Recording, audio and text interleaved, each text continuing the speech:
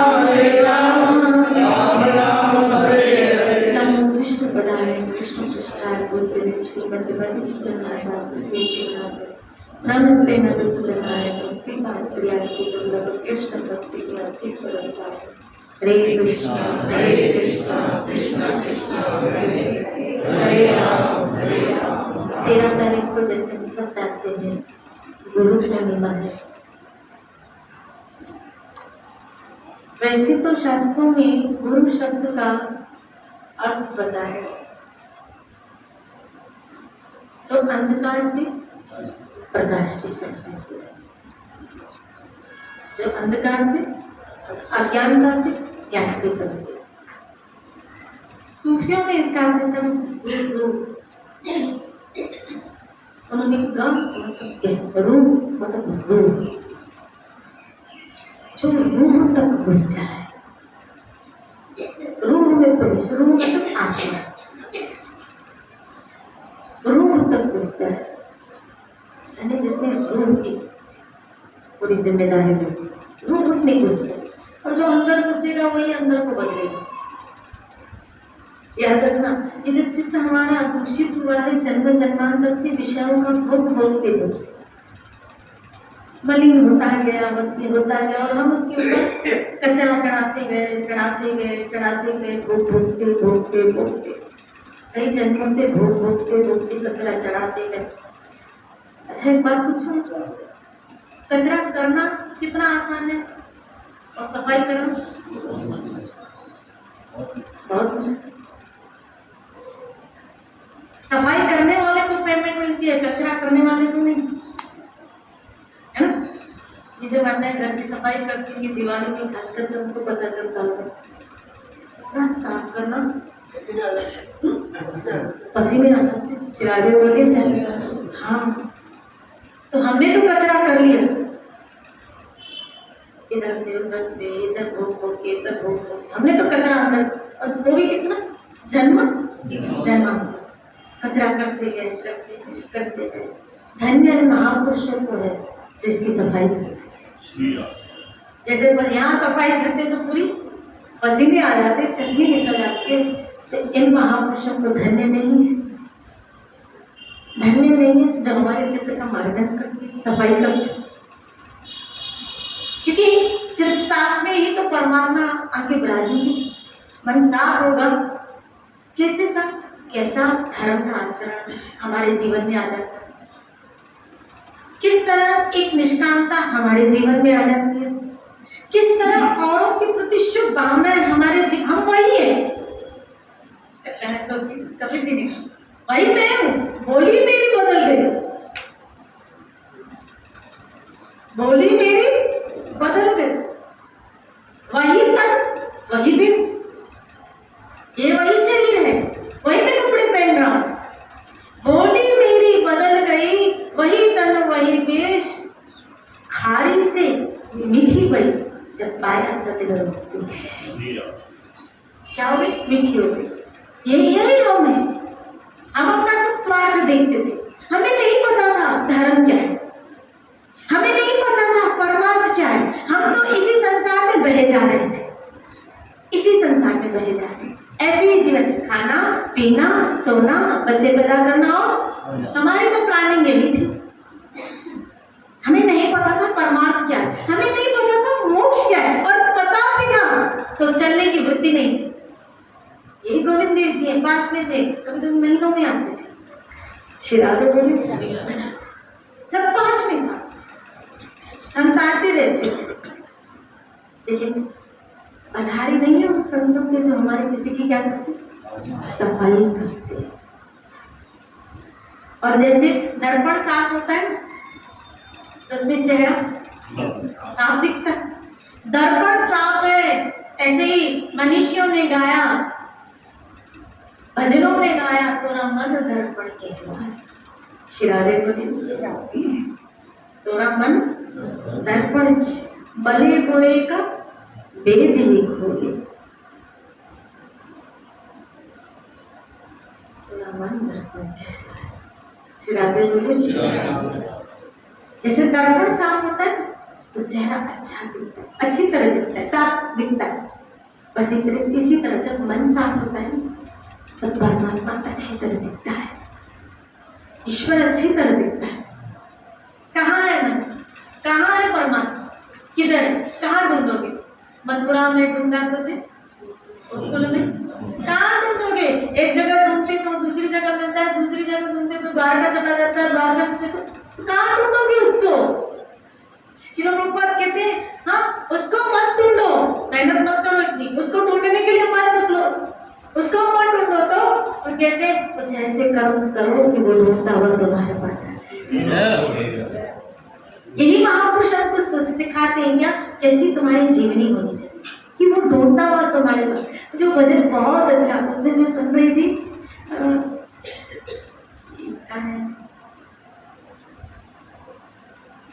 तुम ढूंढो मुझे गोपाल मैं खोई गैया। इतना सुंदर भजन कि हाँ मैं वो गैया प्रभु इस संसार के कंजर में खो गई, संसार के आफत आफत में खो गई। तू तो गैया तेरी तो तेरा ही अंश है तो तेरे ना प्रभु, लेकिन मैं खो गए, हम यहाँ खो गए। तुम ढूंढो मुझे गोपाल मैं खोई गैया, सुध लो मोरी गोपाल, गोपाल मेरी सुध लो, मेरी तरफ देखो, ये गोविंद मेरी तरफ देख, सुध लो मोरी गोपाल मैं खोई गैया तेरी, मैं तेरी गैया, मैं तेरा अंश हूँ, मुझे छोड़ मत देना इस संसार की भीड़ में। हम भी ऐसे खोई भी गए, इधर खो गए, आए यहाँ उसको ढूंढने थे, उसको पाने के लिए। इस जगत में जीव कर्म भोगने आता है और मनुष्य शरीर मिलता है उसको पाने के लिए। हम आए उसको पाने के लिए, लेकिन खो गए इस जगत में, इसके आकर्षण में खो गए। कोई कहाँ खोया है, कोई देखो आज भी खोया है, धन पाने नहीं, पागलों की तरह दिन रात गधी की तरह कमा रहा। क्यों हमारा क्यों जी रहा है? भोग भोग नहीं, बस पता नहीं, पागलों की तरह वो भोग भोगे जा रहे, दिन रात दिन रात दिन रात। दिन में कमाता है उसका भोग भोगता है, रात्रि कमाते हैं उसका भोग भोगते हैं। क्या जीवन है आप देखो तो कहीं कैसा, कभी कभी मैं सोच के विचार में कि कैसा जीवन जी रहे, अपने वास्तविक लक्ष्य से बिल्कुल पिछड़े, पता ही नहीं उनको, यही नहीं पता है कि मनुष्य जन्म मिला किस लिए है, किस लिए। उनको लगता है बस पैसा कमाना ही जीवन है। कई माँ बच्चों को छोड़ के जाती है, क्या बोला पैसा कमाना है, खिलाने बोली कोई जीवन का लक्ष्य। उनको बोलो भजन करो, बोला टाइम किसके पास, खिलाने बोले क्या करो, बोला ये काम नहीं आएगा, काम क्या आएगा, ऐसे काम है। अरे तुम्हारा पैसा भी धरा रह जाएगा जब अर्थी निकलेगी। कहते हैं मरने को बोला मरने के लिए फुर्सत, मुझे बोला ना मैं जवाब मरने के लिए फुर्सत नहीं लगती भैया, मौत तो आती है, फुर्सत में तुझे लेके चले जाएगी, वो फुर्सत लेके खुद आएगी और तुझे लेके चली जाएगी। और वहाँ जो उम्र भर कमाया है ना, उनको बोलना खाली पीछे वालों को, क्या मेरी अर्थी में 1-1 लाख के नोट की गुठलियां रखना, बोला उल्टा तुम्हारे जेब से ATM कार्ड, क्रेडिट कार्ड सब निकालो, सब निकालो इसकी जेब से। जो अंगूठी पहनी, इसलिए मैं पहनती हूँ बोलो ना श्रीला, निकालो ये अंगूठियाँ, निकालो सब चेन इसकी, हम भी बोलेंगे निकालो, तुलसी निकाल के, बोला छोड़ो इसको, ये रहने दे। राधे बोलो, श्री राधे बोलो, बोले लगाना। कितने बड़ा सेठ गया इस जहां से, भाई अंबानी भी गए ना तो भी 4 लाख की अर्थी मिली, नहीं मिली, वही मिली जो एक साधारण व्यक्ति को मिलती है। ये अलग बात है, वो कपड़ा थोड़ा ऊंचा होगा और क्या, रावण ने तो काल पाठी दबा दिया, जब ना चल चलो ना चलिए। राधे बोलिए नहीं चली, न चली न चलेगी न चली न चलेगी। बस गाड़ी उसी की चलेगी जिसने भजन किया। गाड़ी तो उसी की चलेगी जिसने भजन किया है, जिसने नाम का आश्रय लिया। इसलिए भाई जिन लोगों ने भजन किया है, खरी कमाई खरी कमाई होने की, बाकी बाकी कह सकते खोटी कमाई, उनको ये खरी कमाई लगती है। क्यों? गीता में कृष्ण कहते ना, मूढ़ मनुष्य मुझे जान नहीं पाते क्या, मम भूत महेश्वर, मैं इन सबका महेश्वर हूँ। वो समझ ही नहीं पाते, वो ये समझ ही नहीं पाते क्या, भोक्ताराम यज्ञ तपस्या सर्वलोक महेश्वर, मैं सब लोगों का महेश्वर, मैं भोक्ता हूँ। आज सबको लगता है हम भोक्ता है, तो भोक्ता बनता है तो फिर भूल जाता है। शिरारे बोले कर्ता भी बनता है और भोक्ता भी बनता है, और भक्त कर्ता भी ठाकुर को मानता है और भोक्ता भी। तभी तो वो कहता है मेरा सब काम होगा, तो कर्ता भी इसको मानता है। और गीता में कृष्ण ने कहा मुझे अर्पण कर दो, भक्त उसको अर्पण कर देता है।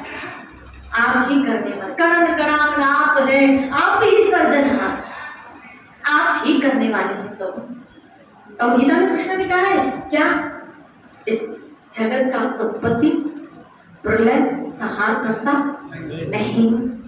शिराधे बोले गीता कि मैं हूं इसका। और जिसने ये बात जान ली और श्री कृष्ण की सत्ता को स्वीकार, भोगता ना वही मेरा भोग, मेरा ठाकुर ही भोगता, करता भी वही, तो कहाँ कर्म का बंधन पड़ेगा। लाज का जीव भोक्ता बना हुआ है, जब जीवन से बिल्कुल लक्ष्य से च्युत। क्यों जी रहे हैं पता नहीं, सिर्फ खाना है, अच्छे से अच्छा पेट भरने के लिए खाते हैं, जो एक दिन थोड़ी देर में रिश्ता बन जाएगा। पेट भरने के लिए खाते हैं, धन कमाते हैं किस लिए, भोग भोगने के लिए।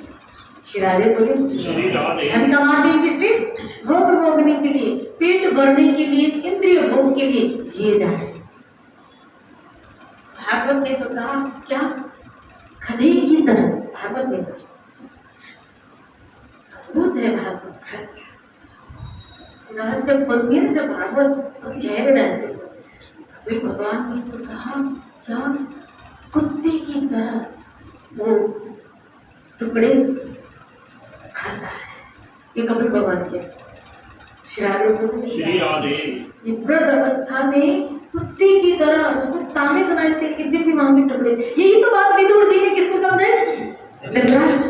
निकलो यहाँ से, कोई ऐसा विदुर जैसा हमारे जीवन में आ जाए जो झंझोड़े हमको, निकलो यहाँ से, कहाँ फंसे हुए हो। नहीं निकल रहा था विदुर, धृतराष्ट्र नहीं समझ रहा था, नहीं निकल रहा था, झंझोड़ने वाला कोई चाहिए। इसी तरह हमारा मन भी राजी नहीं होता है इस जगत को छोड़ने के लिए। पर सोचो आज तुम नहीं छोड़ोगे तो कल समय तुम्हें छुड़ाएगा। शिराधे बोली कल समय तुम्हें छुड़ाएगा।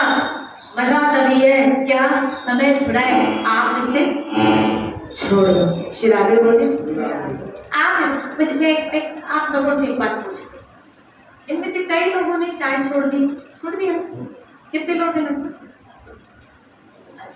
Thank you. अगर मान लो अभी आप डॉक्टर के पास जाओ, भगवान न करे कभी, लेकिन किसी कारण डॉक्टर के पास जाओ और डॉक्टर कहे आपको क्या, अल्सर लग रहा है, आपको चाय छोड़नी पड़ेगी। आप क्या करें, चाय तो मैंने पहले छोड़ दी है, तो जो कहे छोड़े तो उसके पहले आपको उसके त्याग, क्यों, क्योंकि मैंने तो पहले डॉक्टर साहब ने पीता ही नहीं। अब जैसे अभी मुझे डॉक्टर ने कहा क्या आपको कचौड़ी समोसे तला हुआ छोड़ना पड़ेगा,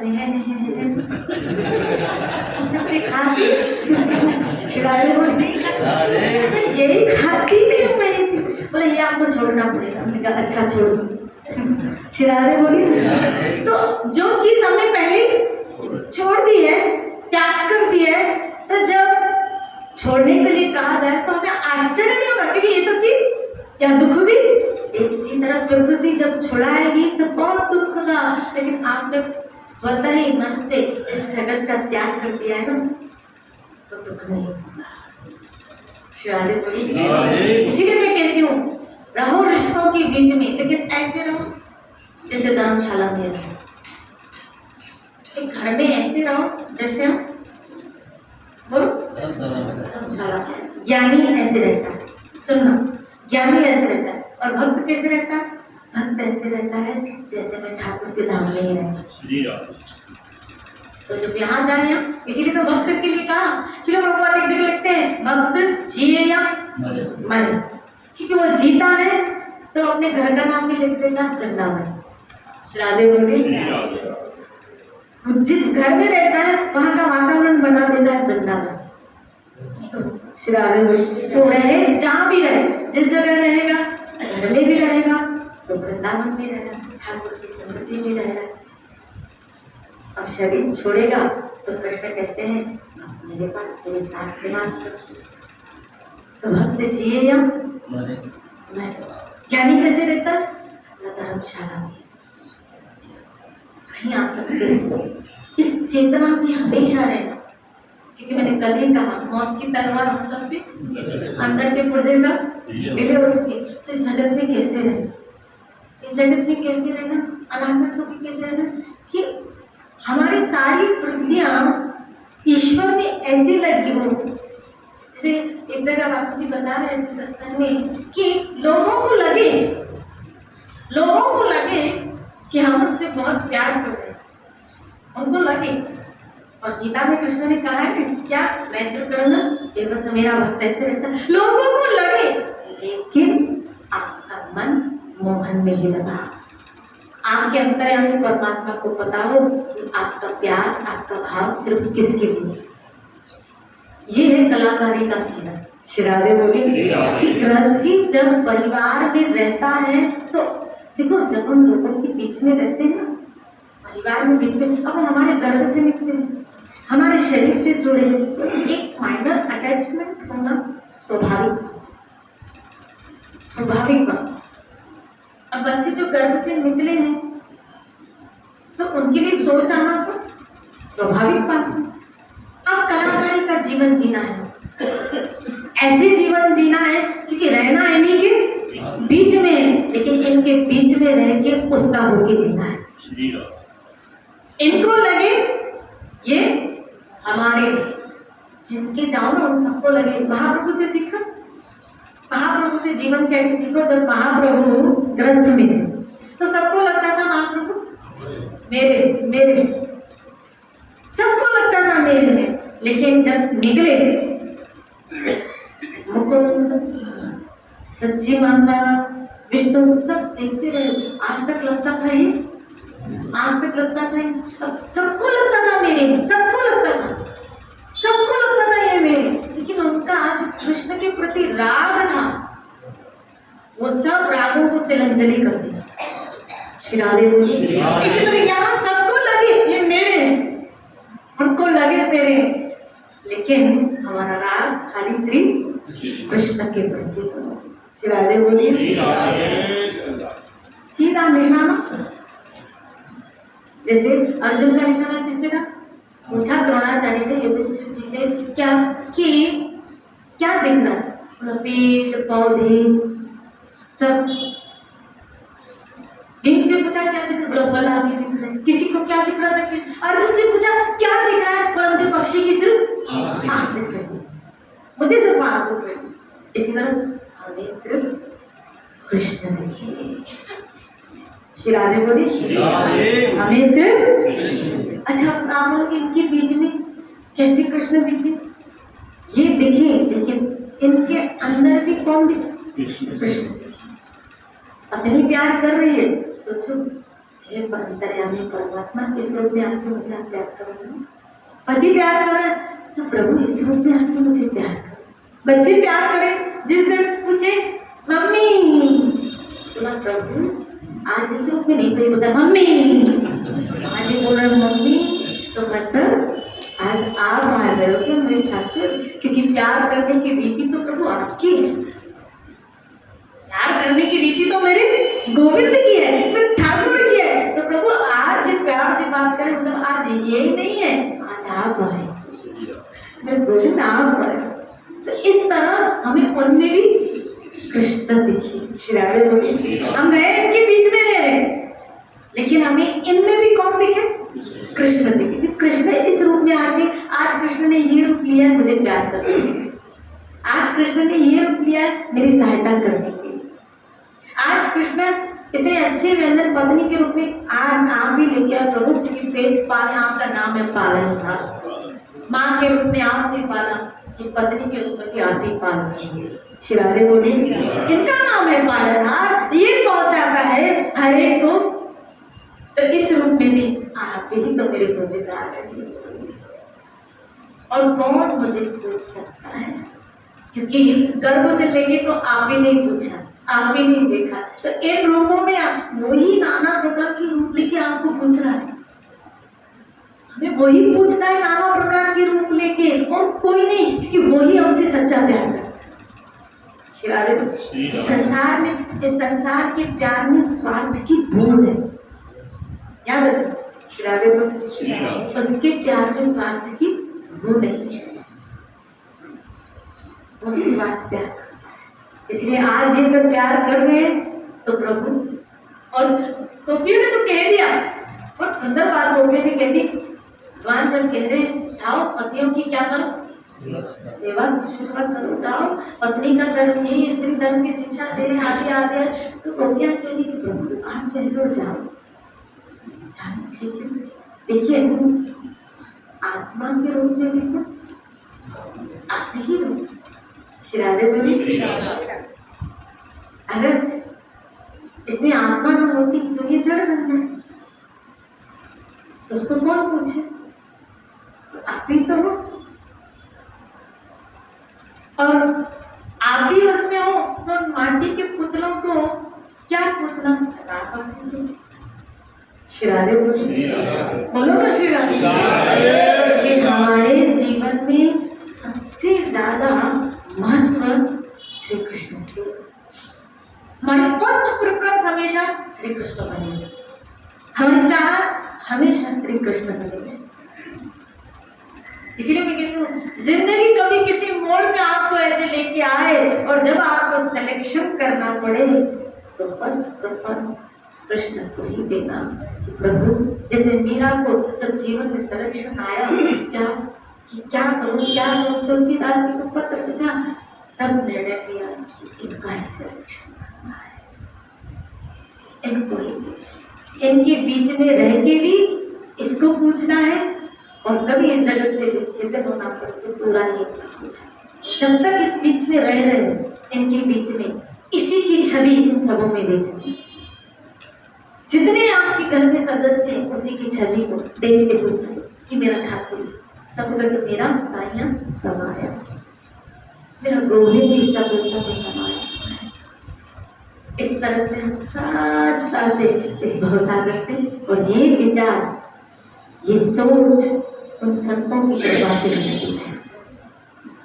उन संतों की कृपा से हमारी सोच बदल जाती है। इस जगत में रहते, कैसे इस जगत में रहते हुए भी कृष्ण नहीं बने, कण कण में कैसे कृष्ण को देखे, कैसे सर्वव्यापक, क्योंकि गीता में कृष्ण का महमूत, मैं इन सबों का महेश्वर, मैं ईश्वरों का ईश्वर,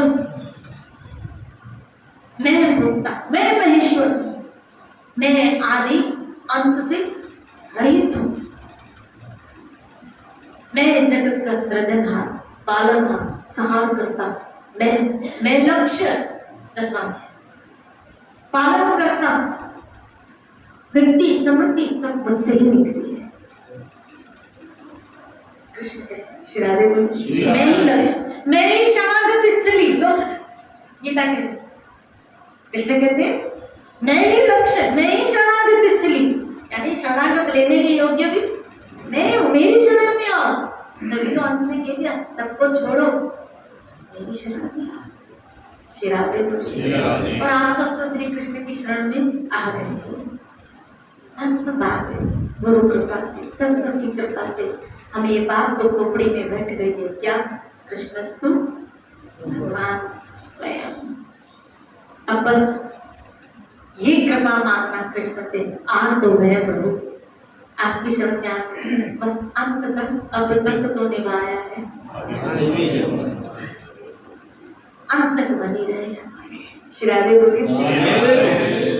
हम लायक तो नहीं, मुझे वो इनकी बात, ये कौन है, नगरवाल जी का एक भजन है, उसमें हम बहुत अच्छा कहते हैं, मतलब तेरी और मेरी बहुत पुरानी याद है, और बहुत अच्छी जोड़ी है तेरी,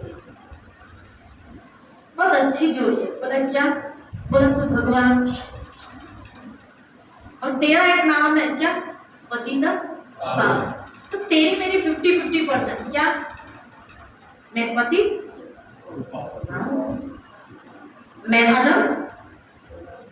जैसे कभी कभी कई लोग मुझे कहते हैं कि भगवान तो प्रेम से मिलते हैं और प्रेम हम में है नहीं, तो क्या करें? यानी कभी हम भगवान को पाएंगे?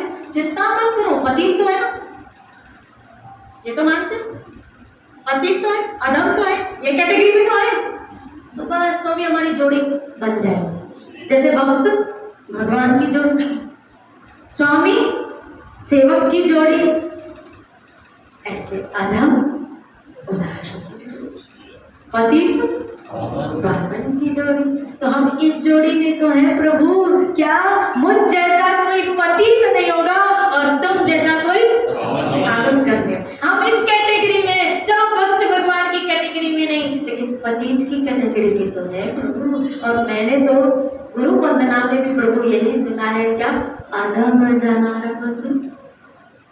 गुरु वंदना में है क्या? गुरु कैसे? अधम जनार बंधु, जो अधम है उसके बंधु। सत्य किसे? जो अधम से अधम होते हैं उनके उल्टा बंधु होते हैं, उनके मित्र होते हैं।